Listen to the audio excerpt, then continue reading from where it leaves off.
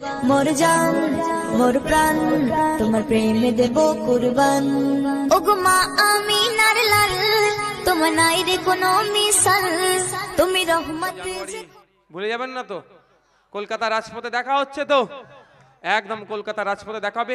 কারো কোনো প্ররোচনায় পা দেবেন না। আমাদের মিটিং করতে, আমাদের প্রতিষ্ঠা দিবস উদযাপন করতে যাচ্ছি, যাওয়ার পথে অনুরোধ করব গাড়িতে কেউ জোরে চালাবেন না, ধীরে সুস্থে যাবেন, ট্রাফিক মেনটেন করবেন, বাচ্চাদের নিয়ে যাওয়ার কোনো প্রয়োজন নাই, শৃঙ্খলাবদ্ধ হয়ে যাবেন, শৃঙ্খলাবদ্ধ হয়ে আসবেন।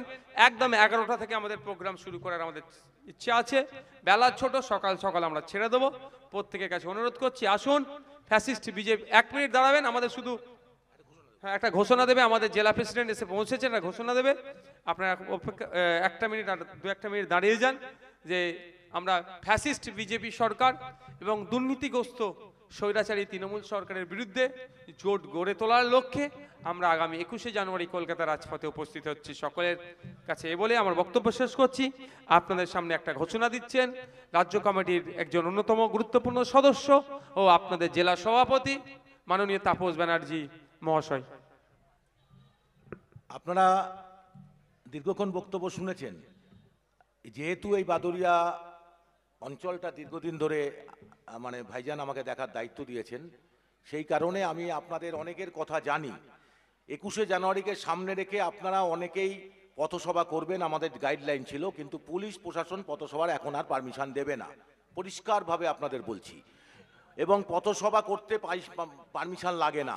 যদি আপনারা পথসভা করতে পারেন কম সংখ্যা লোক নিয়ে করবেন, নচেত আপনাদেরকে আমি জানাচ্ছি পাড়ায় পাড়ায় বুথে বুথে খালি গলায় স্কোয়াড করুন, খালি গলায় স্কোয়াড করুন, লোক সংখ্যাটাকে নিয়ে যাওয়ার জন্য আপনারা গ্যারান্টেড করুন। এবং আমি জেলা প্রেসিডেন্ট হিসাবে দায়িত্ব নিয়ে বলছি আপনাদের বসিরহাট এসপি এবং বারাসাত এসপি এবং যতগুলো থানা আছে সব থানাকে, আমি যেহেতু বাইরে ছিলাম আজ রাত্রেই আমি মেল পাঠিয়ে দেব, টোটাল করিডোর কোন অঞ্চল থেকে আমাদের কোন গাড়ি যাবে, কোন জায়গায় যাবে, কোথায় বাধা দিতে পারে, সমস্ত নথি আমাদের কাছে আছে জেলায়। এই জেলা থেকে আমরা প্রতিজ্ঞাবদ্ধ হয়েছি এই সভায় বিপুল সংখ্যক লোক যাতে ওখানে উপস্থিত হয় তার দায়িত্ব আমরা নিয়েছি।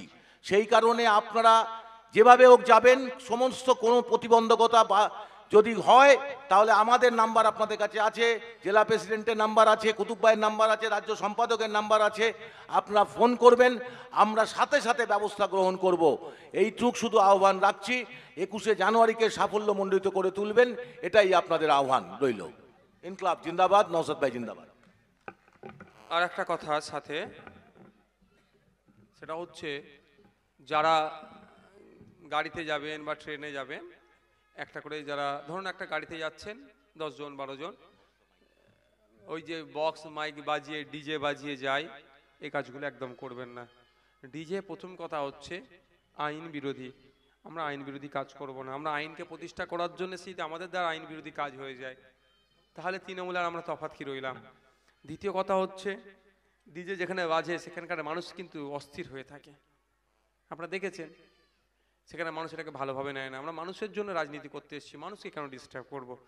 তৃতীয় কথা হচ্ছে আমরা যারা গাড়িতে যাচ্ছেন বা যেভাবে যাচ্ছেন লিডারকে ঠিক করে নেবেন, লিডারের নেতৃত্বে যাবেন, কোনো রকম কারো প্ররোচনায় পা দেওয়ার দরকার নাই।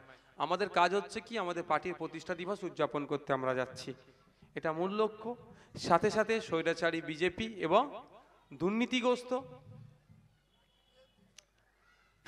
দুর্নীতিগ্রস্ত স্বৈরাচারী তৃণমূলের বিরুদ্ধে এবং ফ্যাসিস্ট বিজেপির বিরুদ্ধে আমাদের লড়াইকে আমরা সংহত করতে যাচ্ছি।